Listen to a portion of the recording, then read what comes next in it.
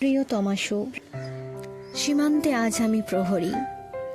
অনেক রক্তাক্ত পথ অতিক্রম করে আজ এখানে এসে থমকে দাঁড়িয়েছি স্বদেশের সীমানায়।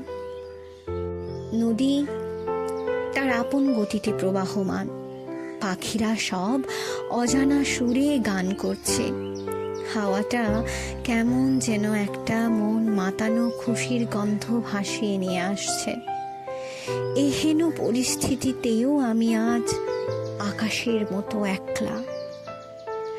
মন উচাটন করা ভৈরবী সুর যখন সাহায্য করে ঘুমে জড়ানো ওই আধ ভেজা চোখ মেলতে, ঠিক সেই মুহূর্তেই মনে হয় সকালটা শুরু হতে যদি পারত তোর ওই মায়া জড়ানো চোখ দুটি দেখে, তাহলে বোধহয় দিনটা ভালো যেত। শিশির ভেজা অচেনা পথে পা বাড়াই একটা আশাহত ভরসায়।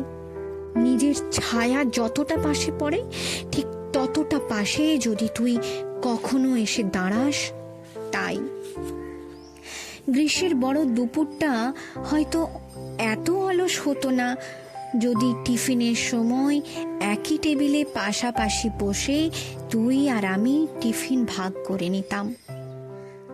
উদাস বিকেলে করুণ অস্তমিত সূর্যের রক্তিম শেষ আভাটুকু উদাস মনে হতো না যদি তুই হঠাৎ করে আমাকে বলতিস, যতটা ভেবেছিলাম তার থেকেও বাচ্চা। তুই শুধু আমার বসন্তকেই রাঙাস না, আমার প্রতিটা ঋতুতে তোর ছোঁয়া আসে।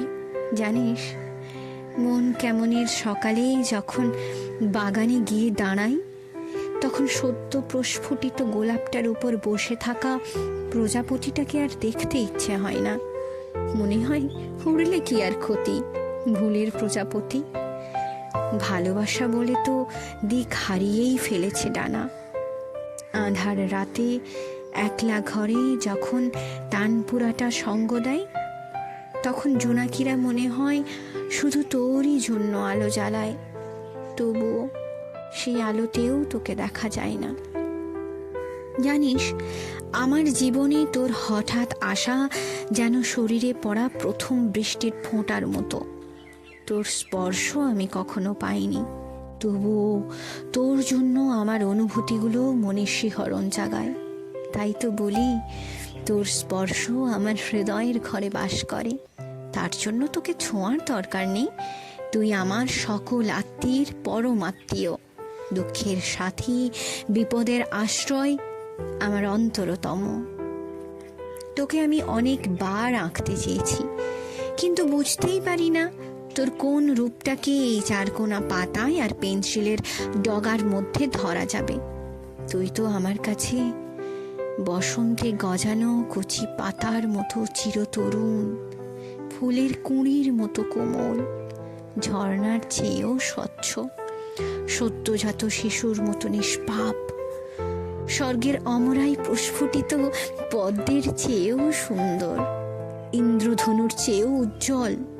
তোর গায়ের গন্ধ প্রথম বর্ষায় ভেজা মাটির চেয়েও সিক্ত ও রোমাঞ্চকর। কতটুকু আর লেখা যায় বল?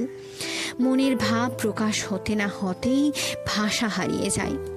জানি না তুই আমার এই অনুভূতিগুলো কোনো দিন বুঝবি কিনা, আর এটাও জানি না আমার এই তৃষিত মরুর বুকে এক ফোঁটা জল দিতে কোনোদিন আসবে কিনা। তবুও তোকে বলি, হে প্রিয়তমা, আমি তো তোমায় বিদায় কখনো দেব না।